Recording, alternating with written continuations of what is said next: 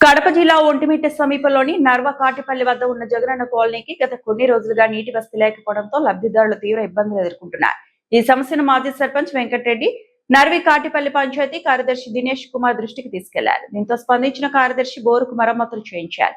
మంగళవారం బోరును ఆన్ చేసి జగనన్న కాలనీకి నీటి సరఫరా సక్రమంగా అందుతుందా లేదా అనే విషయాన్ని కార్యదర్శి దినేష్ కుమార్ స్వయంగా పరిశీలించారు.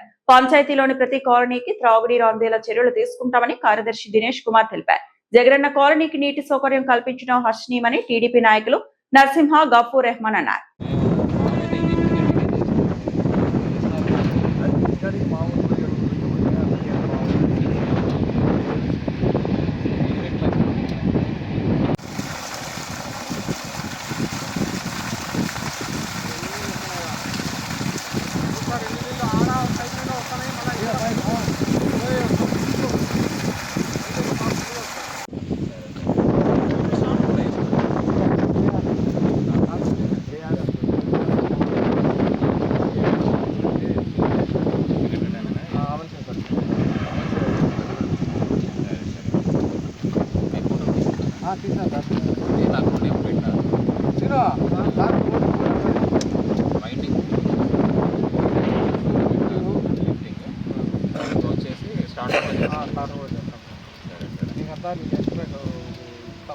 సరే